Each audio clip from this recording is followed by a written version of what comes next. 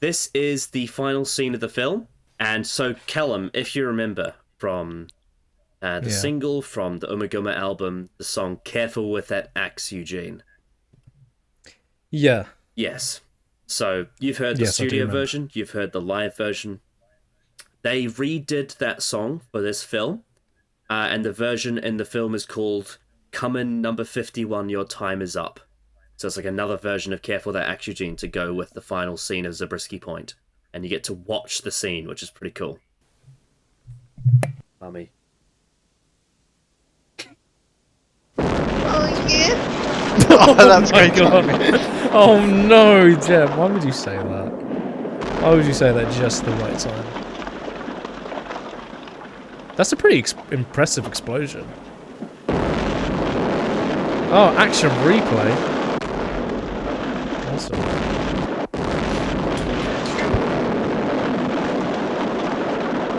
Alright, we get it. It blew up. Jesus Christ. It's like that. It's like that Family Guy joke where Stewie and Brian run out the house and you see like 50 different. Yeah. To do this. Jesus. Oh my god. Oh, wait, okay, this is getting it. Who do the guy that was inside one like, oh fucking hell, I've been blown up for a minute. Yeah, I can definitely tell.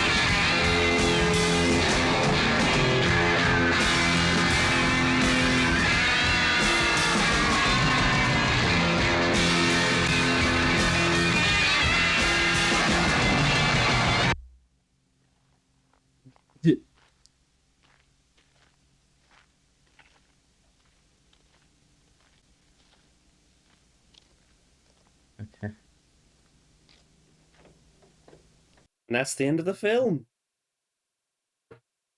Quite a smash cut. Obviously, without knowing the meaning of it for the film, I think in terms of what they wanted to do with all those explosions visually, along with the song, I think See,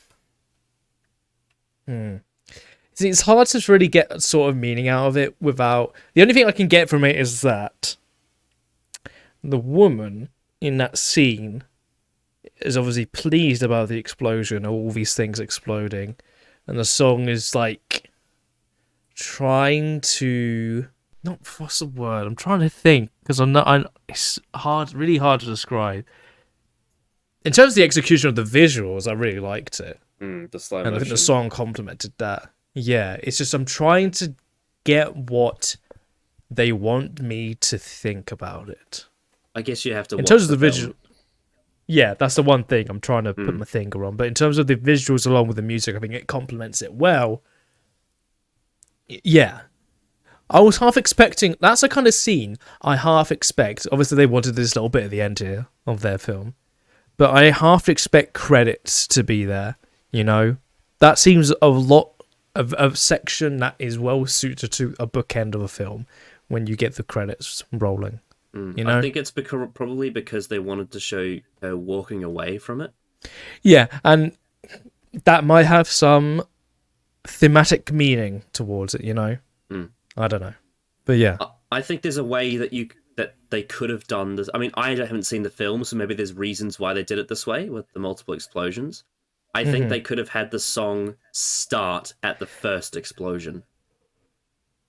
And they can cut down the amount of explosions they fucking showed. Yeah, of that house. they could have, because they had all those different shots, they could have combined those and edited them together as one explosion. Yeah. Do you know the thing I mean when I said it reminds me a lot of that Family Guy gag where Stu and Brian run out of the house and they show the house exploding like probably literally 50 times. That's exactly what that reminded of. Yeah, it did border on comedic, didn't it? Yes. Bruh, Harrison Ford was in this film. What the fuck? Oh, shit. Oh, there you go then.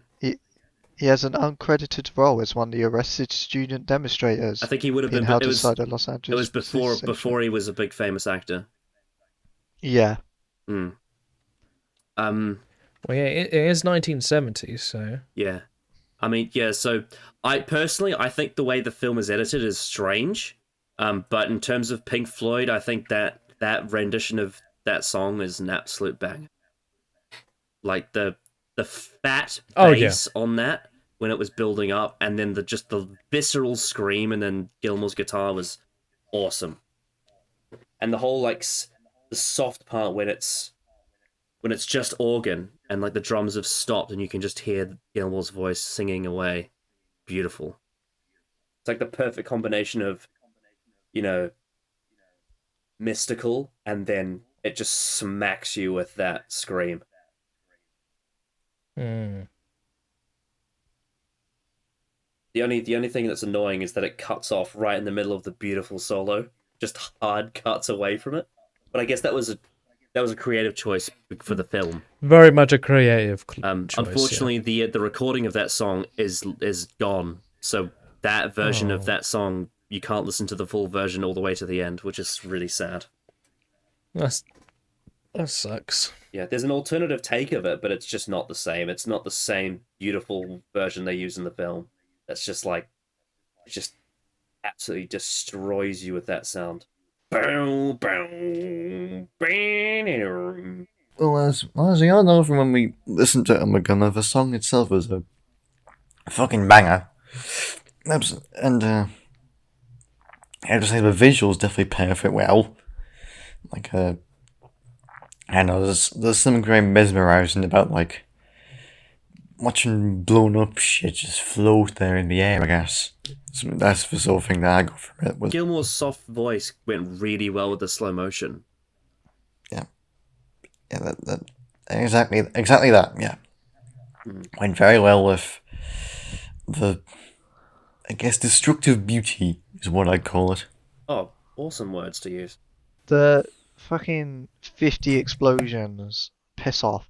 I don't need 50. but the actual usage of the song's great. Because I don't know the context of the film, I'm kind of like trying to spitball what it's trying to do, and I think it's trying to depict an insanity of some form. Like the person that we see at the end, where the heart stops, she's got all these racing thoughts in her head, all these like seeing things explode and whatever to represent chaos, and then her heart stops when she's leaving, almost as if she's leaving her life behind and moving on somewhere to stop the chaos. Whatever traumatic event she's gone through, yeah. Well, one thing I will point out, if you remember when we first started this line of music, the first thing we listened to was on the opening credits of the film, the song "Heartbeat Pigmeat," and it had that whispering in it.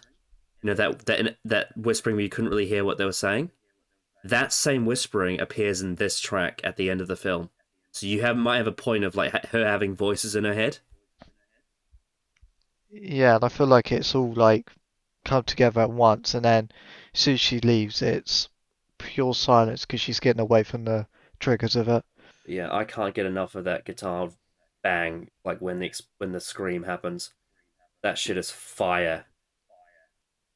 Shame there's not like a full version out there. I mean, of this one. there's like 50 other versions of "Careful That Axe Eugene." To be fair, I need 51. Yeah, there is. Oh yeah, I see what you did there. I see what you did there. I don't, because I'm stupid. Well, because the song name is "Coming Number 51." Your time is up. See, Ah. wordplay. Well played. I mean, there is a version of "Coming Number 51." Your time is up on the soundtrack, but it's not the same song they use in the film. It's a different take. Which is sad because it's not as good. It doesn't have that the hissing of the voice and the scream, the bass, the fat chunky bass, and like that guitar riff. It doesn't have the same bite as the film version. So I didn't want to showcase it. I wanted you to see the scene and hear that version that just rips everything open. You know, because it goes so well with the explosion as well. Okay, in terms of the scene, wild. It's just a slow mo. We're billion explosions that a slow mo of things being thrown. I suppose from the explosion, and then it just cuts the music off as we see her. And then riding to the sunset. Awesome. But in terms of the song, as you said, "Careful That Axe Eugene" from the opening riff, I could tell very recognizable. But it was really interesting how it became, started as this kind of like, I guess more of a like downbeat, downer as type of song, and then there's a moment where it just fucking goes heavy as shit. I'm like, oh, okay, like you just took me by surprise in a good way. I really enjoyed that. Like I thought it was the transition felt jarring, but I imagine that's kind of like the point. Like it didn't feel jarring in a bad way. I enjoyed that. I don't know. I think it was and I think obviously the bass, fantastic. Oh yeah, the bass was absolutely fat and obese and chunky. That was really good. But I just the scene itself was so weird to me, especially the cutting the music out like that. Because like there are things that do that thing of like cutting music out. Mr. Robot does it a lot, with the harsh cuts. But here it felt like so, like they didn't know what to do after that scene. They're like, let's just cut it. It's fine. My take on this is kind of, it's probably intentional as a story beat in the film, and that would make sense. However, my issue, and this may be because of lack of context, but I think one of my main issues with Pink Floyd being in, like, they've done a few film scores. One of my main issues with them is they kind of upstage every film that they've scored because they're just so fucking good at making music that like the film that they're scoring pales in comparison to it. And so I'm there to listen to the music, and then as soon as the music stops, I'm like, oh, why? Why did you stop that? That was beautiful. But I love the ethereal, almost more feminine voice, rather than the usual one you get with David Gilmour. It's really interesting to hear that. And then the sort of bass and the drum sort of cut off a bit, and you're just sort of almost like your head swimming in the explosion for a bit. Just hearing the and then that build up, and then you hear Nick Mason drop those drums, and then that absolutely just insane guitar solo. Yeah. That is just everything's so grunty and gritty and rusty, and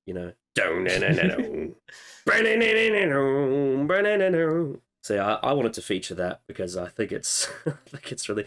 I mean, yeah, admittedly, the scene is comedic when how it does so many explosions when you're probably supposed to take it seriously. Yeah.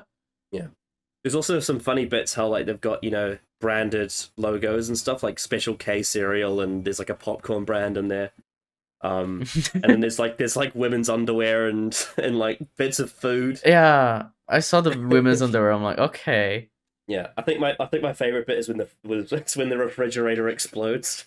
Yeah, I mean, I might someday maybe I will watch the film, but I don't have any immediate interest outside of just it's the Pink Floyd stuff.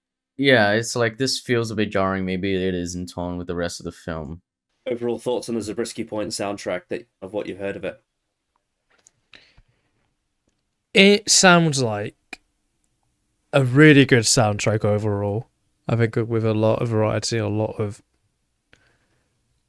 really, in terms of the normal stuff Pink Floyd does, it's clear that they have restrictions, but their talent still shines through in pretty much all these different soundtracks. So, yeah, I'm very impressed. I am very impressed by all these tracks. Yeah. And yeah, it makes, from the little we've seen of the actual film, it seems well suited to what it's trying to go for. Yeah, you can see that's, from that last so clearly scene, a good choice. The country sounding songs definitely fit the setting. Yeah, so it's definitely a good fit for sure. So yeah, that sounds like a good mix of Pink Floyd.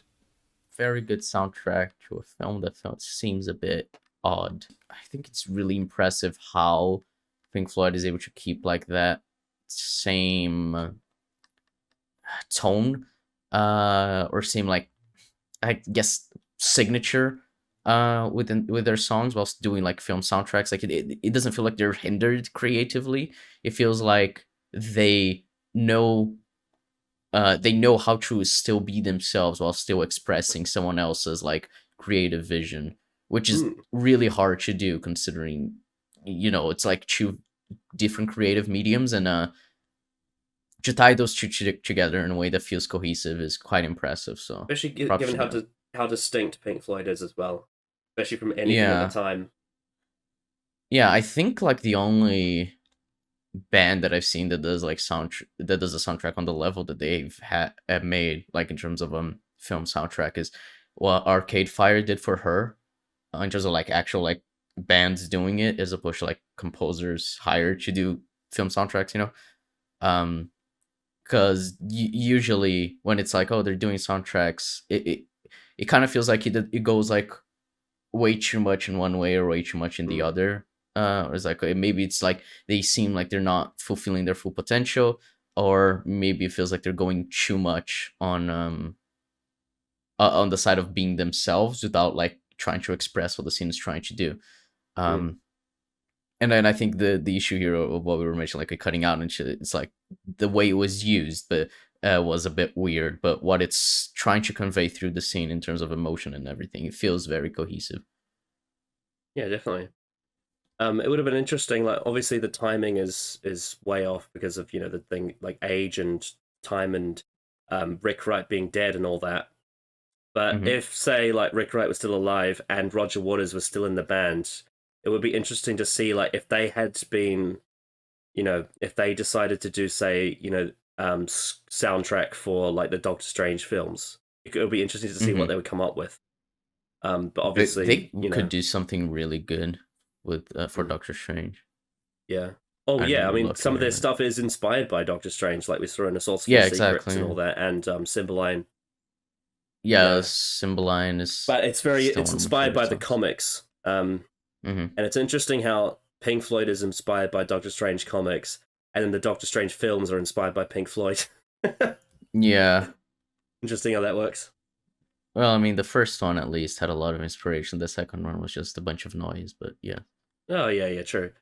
I guess Well, I mean, Eternals uses time as one of its soundtracks, It right? does, and it uses it so well. Yeah, I love it. Yeah. But it's like, Because yeah, it that's plays kind of just as it's transitioning from like just as they arrive on Earth like thousands of years ago, and then to now in the present, and showing like an artifact that that fuck, what's her name, Cersei gave um they gave to like ancient civilizations.